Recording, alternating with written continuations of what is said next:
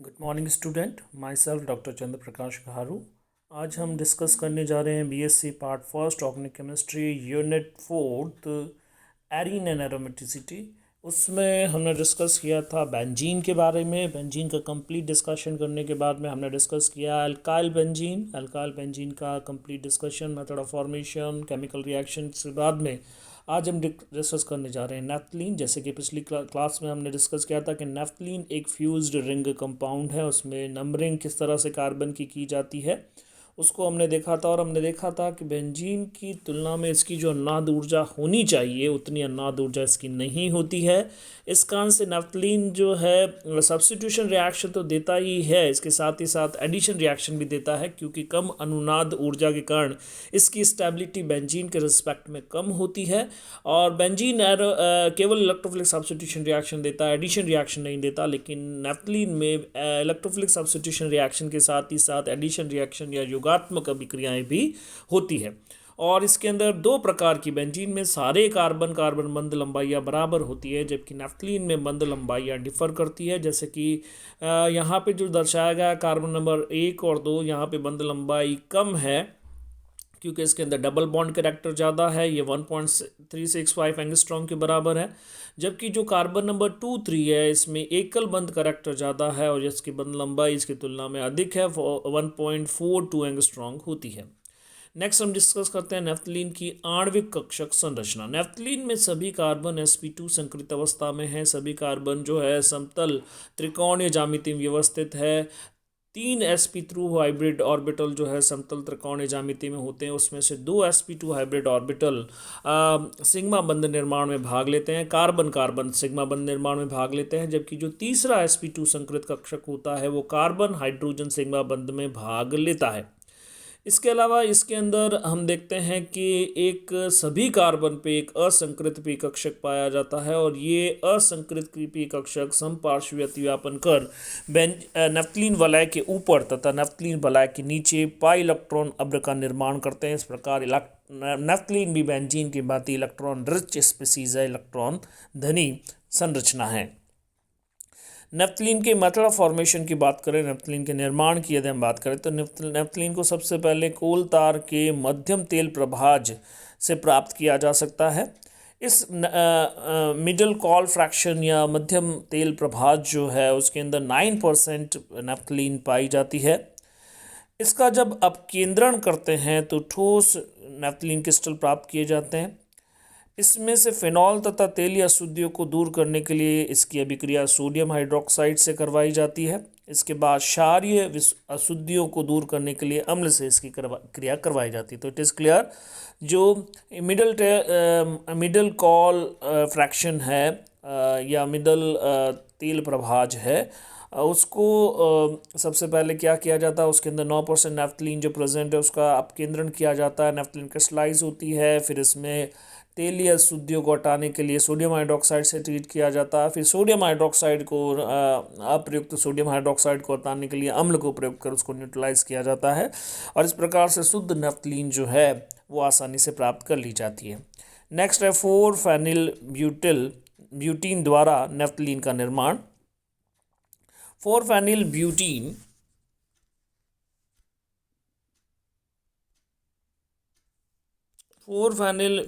के द्वारा नेफ्थलीन का निर्माण यदि हमें देखना है तो इसके लिए हमें देखना है कि ये जो रिएक्शन हो रही है, यानी कि जो 4-फेनिल ब्यूटीन है, इसको रक्त तप कैल्शियम ऑक्साइड के ऊपर प्रवाहित किया जाता है, जिससे नेफ्थलीन प्राप्त हो जाती है। तो ये एक नेफ्थलीन बनाने की मेथड है। दूसरा 4-फेनिल 3 ब्यूटानोइक एसिड से, तो 4-फेनिल 3 ब्यूटानोइक अम्ल का यदि हम सल्फ्यूरिक एसिड की उपस्थिति में जब निर्जलीकरण करते हैं तो निर्जलीकरण की क्रिया द्वारा यहाँ पे इसका जब निर्जलीकरण किया जाता है, डिहाइड्रेशन रिएक्शन होती है, तो उस कंडीशन के अंदर आपको एक साइक्लिक कीटोन प्राप्त होता है।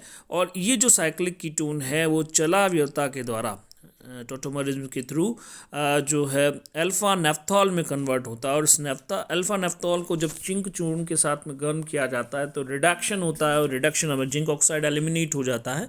ये रिएक्शन हमने बेंजीन से फिनॉल से बेंजीन प्राप्त करने की जो अभिक्रिया उसमें भी हमने देखी थी, जहाँ पर जिंक चूर्ण के साथ जब फिनॉल को गर्म किया जाता है तो बेंजीन प्राप्त होती है। उसी तरह से अल्फ़ा नेफ्थॉल को जब जिंक चूर्ण के साथ में गर्म किया जाता है तो उस कंडीशन में जिंक ऑक्साइड एलिमिनेट हो जाता है और नेफ्थलीन आपको प्रोडक्ट के रूप में प्राप्त होती है। नेक्स्ट है Beer Perkins reaction. Beer Perkins reaction aromatic dibromo compounds की अभिक्रिया सक्रिय मैथिलीन यौगिक, जैसे कि यहाँ पे सक्रिय मेलोनिक एस्टर का सोडियम सॉल्ट जो है वो लिया गया है। सबसे पहले मेलोनिक एसिड के मेलोनिक एस्टर जो है उसके सोडियम सॉल्ट को बनाया जाता है और उसकी सोडियम साइड की क्रिया जो है डाई ब्रोमो कंपाउंड के साथ में करवाई जाती है, जिससे जो उत्पाद जो प्राप्त होगा उसका जब आप जल अपघटन करते हैं, सोडा लाइम के ऊपर जल अपघटन करते हैं तो यहाँ पे जो एस्टर ग्रुप है वो कार्बोक्सिलिक ग्रुप में कन्वर्ट होते हैं। और उसके बाद में जब सोडा लाइम के साथ इसको ट्रीट करते हैं तो जो कार्बोक्सिलीकरण होता है, कार्बन डाइऑक्साइड गैस एलिमिनेट हो जाती है और आपको टेट्रालीन उत्पाद के रूप में प्राप्त होता है। इस टेट्रालीन के अंदर एक तो बेंजीन रिंग प्रेजेंट है और साथ में जो है साइक्लोहेक्सीन रिंग जो है वो भी प्रेजेंट है। तो इस टेट्रालीन का जब पैलेडियम और कार्बन की उपस्थिति में जब इसको गर्म किया जाता है तो यहाँ पे आपको नेफ्थलीन जो है वो उत्पाद के रूप में प्राप्त हो जाता है। तो ये अभिक्रिया विहाइड्रोजनीकरण के द्वारा फाइनली आपको जो है उत्पाद के रूप में नेफ्थलीन प्राप्त हो रही है। नेक्स्ट है हावर्थ सिंथेसिस या हावर्थ संश्लेषण।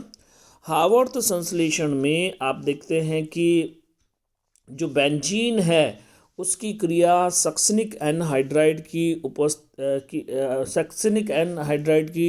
उपस्थिति में एल्यूमिनियम क्लोराइड की उपस्थिति में जब अभिक्रिया करवाई जाती है तो इलेक्ट्रॉन्स नहीं प्रतिस्थापन अभिक्रिया द्वारा कीटो अम्ल का निर्माण होता है। तो यहाँ पे सबसे पहले देखिए कि रिएक्शन सक्सिनिक एनहाइड्राइड है, बेंजीन है और एल्यूमिनियम क्लोराइड के प्रेजेंस में रिएक्शन हो रही है। तो उस कंडीशन में आपको कीटो एसिड प्राप्त होता है। कीटोनिक ग्रुप भी प्रेजेंट है और कार्बोक्सिलिक ग्रुप भी प्रेजेंट है, इस कारण से इसे कीटो एसिड कहा जाता है। अब क्लीमेंशन रिडक्शन की रिएक्शंस यहाँ पे लगाई जाती है, जैसे कि जिंक मरकरी तथा HCl के प्रेजेंस में जब इसको गर्म किया जाता है तो हम जानते हैं क्लीमेंशन रिडक्शन में कार्बोनाइल ग्रुप जो है CS2 ग्रुप के अंदर कन्वर्ट हो जाता है। तो ये जो कार्बोनाइल ग्रुप है वो CS2 ग्रुप में कन्वर्ट हो जाता है, तो हमें एक एसिड अब प्राप्त होता है।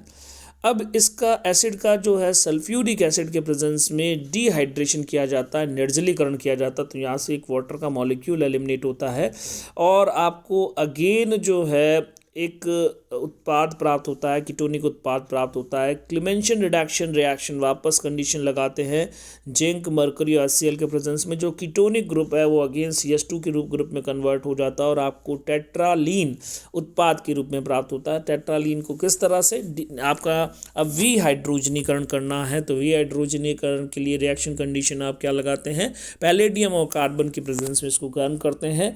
तो उस कंडीशन में नेफ्थलीन जो है वो उत्पाद के रूप में आपको प्राप्त हो जाता है। नेक्स्ट है बर्च संश्लेषण विधि। तो इसमें टेट्रालॉन कीटोनिक कंपाउंड जो है जो हमें पिछले ऊपर वाले रिएक्शन में भी मिल रहा था वो कीटोनिक कंपाउंड जो है टेट्रालॉन कहलाता है। और ये टेट्रालॉन जो है चलावयता के द्वारा अल्कोहलिक कंपाउंड या इनॉलिक कंपाउंड में कन्वर्ट होता है। तो इनॉलिक कंपाउंड जो प्राप्त हो रहा है, तो टेट्रालॉन की क्रिया सोडियम हाइड्रोक्साइड से कराने पर नेफ्थलीन का निर्माण होता है। इससे नेफ्थलीन का बर्च सिंथेसिस करते हैं। तो इसमें हम रिएक्शन देखते हैं कि टेट्रालॉन जो है उसमें चलावयता होती है, इनॉलिक कंपाउंड प्राप्त होता है। फिर क्षार, क्योंकि इसके अंदर रिएक्शन मीडियम के रूप में प्रेजेंट है, तो यहाँ पे जो क्षार है वो हाइड्रोजन को प्रोटॉन के रूप में एब्स्ट्रैक्ट करता है और फाइनली आपको नेफ्थलीन उत्पाद के रूप में प्राप्त हो जाता है। तो ये सारी विधियाँ जो है नेफ्थलीन के निर्माण की विधियाँ है। आगे हम डिस्कस करें नेफ्थलीन की फिजिकल प्रॉपर्टीज़, नेफ्थलीन के गुणधर्म, भौतिक गुणधर्म। तो सबसे पहले बात करते हैं नेफ्थलीन जो है वो एक रंगहीन ठोस है। इसको जब आप गर्म करते हैं तो इसका सीधा ऊर्ध्वपातित ये हो जाता है, यह विशिष्ट गंध युक्त होता है। और इसका जो मेल्टिंग पॉइंट है वो 80 डिग्री सेंटीग्रेड टेम्परेचर के ऊपर ये पिघल जाता है। इसका क्वथनांक 218 यानी कि 218 डिग्री सेंटीग्रेड होता है। अध्रुवीय प्रकृति के कारण, क्योंकि कहीं भी पोलर बॉन्ड प्रेजेंट नहीं है, नॉन पोलर है, तो अध्रुवीय प्रकृति के कारण जल में ये अविलय रहता है। या एक हाइड्रोकार्बन है, केवल कार्बन और हाइड्रोजन ही प्रेजेंट है। या कार्बनिक विलायक जैसे बेंजीन, कार्बनिक विलायक जैसे कि बेंजीन की हम बात करें, अल्कोहल की बात करें, तो उसके अंदर ये कम्प्लीटली मिसिबल होता है, कम्प्लीटली सॉल्युबल होता है। इसके रासायनिक गुणधर्म की बात करें तो नैफ्थलीन जो है एक एरोमेटिक यौगिक है, तन इलेक्ट्रॉन्स नहीं प्रतिस्थापन अभिक्रिया प्रदर्शित कर। यह यौगिक बेंजीन की भांति स्थायी नहीं होता, क्योंकि इसमें उन्नाद ऊर्जा कम पाई जाती है। इसकी एक वलय बेंजीन की भांति व्यवहार करती है, जबकि दूसरी वलय जो है वो ब्यूटाडाइन सिस्टम की तरह व्यवहार करती है। इसी कारण यहाँ पे इलेक्ट्रॉन, जैसा कि हम पहले भी डिस्कस कर चुके हैं, इसके अंदर इलेक्ट्रॉन्स नहीं प्रतिस्थापन अभिक्रियाओं के साथ ही साथ योगात्मक अभिक्रियाएं भी जो है वो दर्शाई जाती है। ऑक्सीकरण अभिक्रिया इसके अंदर दर्शाई जाती है, that is oxidation of benzene is not possible, but here we can oxidise naphthalene. तो योगात्मक अभिक्रिया की हम बात करते हैं। अपचयन सबसे पहले बात करें तो जब नैफ्थलीन जो है का अपचयन सोडियम तथा एथेनॉल की उपस्थिति में करवाते हैं तो 1,4 टेट्रालीन प्राप्त होता है।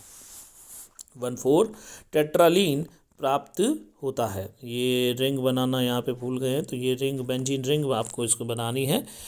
तो सोडियम एथेनॉल की स्थिति में आपने क्रिया करवाई तो आपको प्राप्त मिला हुआ 1,4 टेट्रालीन। और इस 1,4 टेट्रालीन जो है ये जो है स्वतः ही किस में कन्वर्ट हो जाता है, 1,2 टेट्रालीन में ये स्वतः ही कन्वर्ट होता है। जब नैफ्थलीन को सोडियम तथा आइसोएमिल अल्कोहल की उपस्थिति में अपचयित किया जाता है तो टेट्रालीन का निर्माण होता है। तो अपचयन की दो विधियां है। जब सोडियम एथेनॉल की उपस्थिति में करवाते हैं तो 1,2 डाइलीन का फॉर्मेशन होता है, जबकि आप जब सोडियम तथा आइसोएमिल अल्कोहल की उपस्थिति में करवाते हैं तो उस कंडीशन के अंदर टेट्रालीन जो है वो उत्पाद के रूप में प्राप्त होता है। तीसरी जो अपचयन की कंडीशन है हम उसको डिस्कस करने जा रहे हैं। इसमें आप देखेंगे कि जो नैफ्थलीन है उसका उत्प्रेरकीय हाइड्रोजनीकरण करवाने पर डेकालीन प्राप्त होता है। सभी डबल बॉन्ड जो है उनमें सैचुरेशन हो जाता है और compound decalin is a very important compound in as a point of view of we can say the T conformational analysis. तो इसके दो कन्फॉर्मर से ट्रांस प्रेजेंट होते हैं। तो डेकालीन एक इंपॉर्टेंट कंपाउंड है, एक इंपॉर्टेंट हाइड्रोकार्बन है that is form during the reaction. हैलोजनीकरण, जब नैफ्थलीन को क्लोरीन के साथ में, नैफ्थलीन को आप क्या कर रहे हैं, क्लोरीन के साथ गर्म कर रहे हैं तो डाई तथा टेट्रा क्लोराइड प्राप्त होते हैं। जैसे कि आप देख रहे हैं कि रिएक्शन हो रही है, क्लोरीन के साथ में गर्म कर रहे हैं तो नैफ्थलीन डाई क्लोराइड बन रहा है, देन नैफ्थलीन टेट्रा क्लोराइड का फॉर्मेशन होता है। जब इन क्लोराइडों का ऑक्सीकरण किया जाता है तो दोनों द्वारा, जैसे कि डाई क्लोराइड है चाहे टेट्रा क्लोराइड है, दोनों के ऑक्सीकरण द्वारा थैलिक अम्ल का निर्माण जो है वो हो जाता है। हैलोजिनीकरण केवल एक वलय में होता है। हैलोजिनेशन देखिए आप, केवल और केवल जो साइड चेन है, it is a addition reaction. हम जानते हैं कि एल्कीन की रिएक्शन जब क्लोरीन से करवाई जाती है तो एडक्ट का निर्माण होता है। वो same type of adduct is also forming here, और ये ब्यूटाडाइन सिस्टम की तरह रिएक्शन कर रहा है। आपको जो है डाई क्लोराइड तथा टेट्रा क्लोराइड प्राप्त हो रहा है। बेंजीन रिंग जो कि एक इंटैक्ट रिंग है, एरोमेटिक कैरेक्टर शो करती है, उसके अंदर ये आप रिएक्शन नहीं देखेंगे।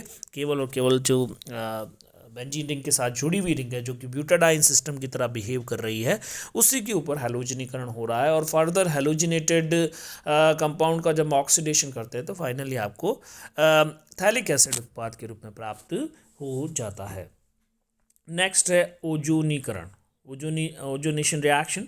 अगेन एल्कीन की प्रॉपर्टी है, एल्कीन में ओजोनीकरण अभिक्रिया होती है, एल्कीन का ओजोनीकरण आपने देखा है, ओजोनाइड बनता है और फर्दर आगे रिएक्शन होती है। उसी तरह की रिएक्शन आप देखेंगे कि नैफ्थलीन जो है उसका ओजोन के साथ में ट्राई ओजोनाइड का निर्माण, डाई ओजोनाइड का निर्माण होता है। जैसे कि यहाँ पे जैसे again it is acting as a butadiene system, two double bonds are present. एक एल्कीन का एक सिस्टम होता है तो ओजोनॉइड बनता है, यहाँ पे डाई ओजोनॉइड का निर्माण होता है।